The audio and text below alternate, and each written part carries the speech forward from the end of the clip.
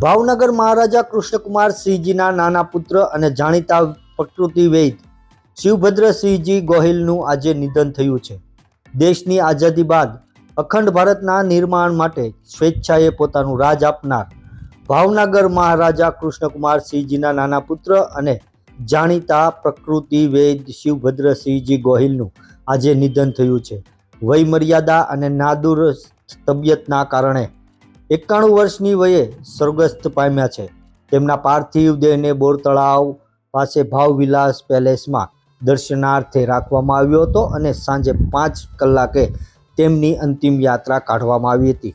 મહારાજા કુમાર શ્રી શિવભદ્રસિંહજી ગોહિલ તેઓ ભાવનગરના પ્રજાવત્સલ્ય રાજવી મહારાજા શ્રી કૃષ્ણકુમાર સિંહજી ગોહિલના પુત્રની સાથે તેઓ ગુજરાતના એક જાણીતા પ્રકૃતિવેદ પણ હતા.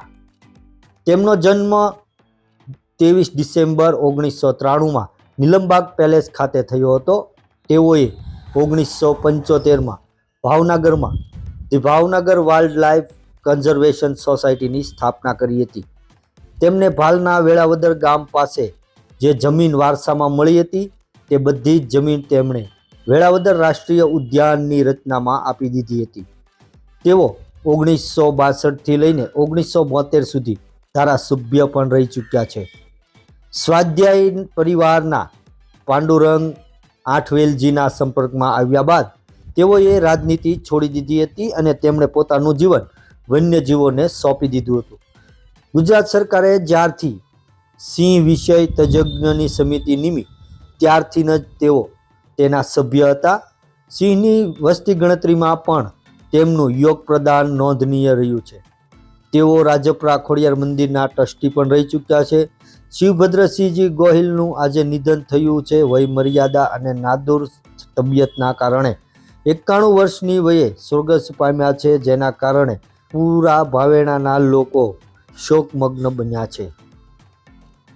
ભાવનગર મહારાજ કુમાર શ્રી, માજી ધારાસભ્ય શ્રી અને જેના સાથે મારો એક આત્મીય સંબંધ રહ્યો મારા મુરબ્બી સ્વર્ગસ્થ શિવભદ્રસિંહજીનું અવસાન થયું છે. એ નિમિત્તે આજે અહીં આવવાનું થયું છે. એક ખૂબ આત્મીય અને નજીકનો નાતો રહ્યો એમના સાથે. અનેક વખત કલાકો સુધીની વાતોને સંવાદો થયા છે. ખૂબ ઊંચી કોટીના વિદ્વાન વ્યક્તિ હતા. આજે કદાચ ઇન્ટરનેટ કે ગૂગલ પર પણ ન મળી શકે એવી કોઈ પણ પક્ષી વિશેની માહિતી એ એમને મોઢે રહેતી હતી. કોઈ પણ પક્ષીનું એક પીછું બતાવો તો એના ઉપરથી એની સંપૂર્ણ બાબતે કહીને આપે એવી નિષ્ણાત તરીકેનું જ્ઞાન, એક પશુ અને પક્ષીવિદ તરીકેનું એમનું જ્ઞાન હતું. વાઇલ્ડ લાઈફ એટલે કે આપણે વન્ય જીવો વિશે પણ એમના પાસે એક અદ્ભુત માહિતી, અદ્ભુત જ્ઞાન હતું. ધારાસભ્યશ્રી તરીકે કામ કર્યું ત્યારે એક મહારાજાના પરિવારમાંથી અથવા મહારાજ કુમાર છું એવી રીતે નહીં, એક સામાન્ય જનસેવક છું એ રીતે એક ધારાસભ્ય તરીકે પણ કામ કર્યું. વિધાનસભામાં પણ એમણે જ્યારે જ્યારે ચર્ચાઓ કરી હતી ત્યારે એ વિદ્વતાપૂર્ણ ચર્ચાઓ રહી હતી.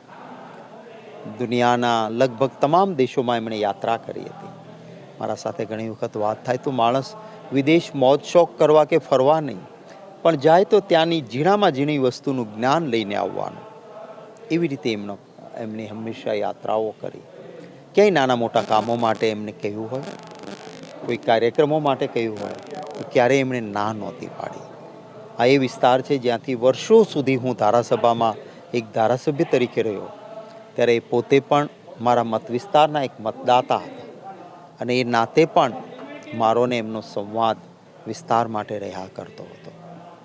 આજે એમના જવાથી એક ન પૂરી શકાય તેવી મોટી ખોટ ભાવનગરને અને સમગ્ર સમાજને પડી છે. હું કોંગ્રેસ પક્ષ વતી અને અંગત રીતે શ્રદ્ધાસુમન સમર્પિત કરું છું. મેં કહ્યું એમ એમના સાથે ખૂબ લાંબો નાતો રહ્યો. મારા દાદા જ્યારે ધારાસભ્ય હતા ત્યારે શિવભદ્રસિંહજી એ ધારાસભામાં એમના એક સાથી સભ્ય હતા અને પછી વર્ષો સુધી હું ધારાસભ્ય રહ્યો તો એમનું માર્ગદર્શન હંમેશા મળતું રહ્યું હતું. એમને શ્રદ્ધાસુમન.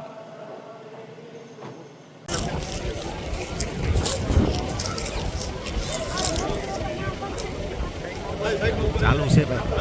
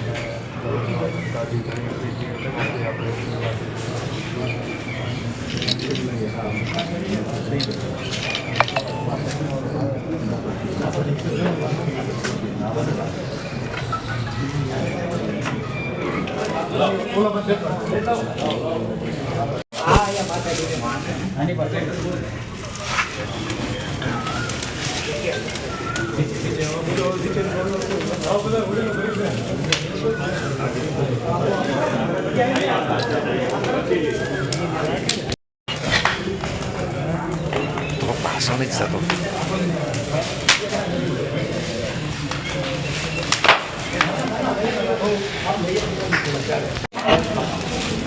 Tahap lagi ni aku.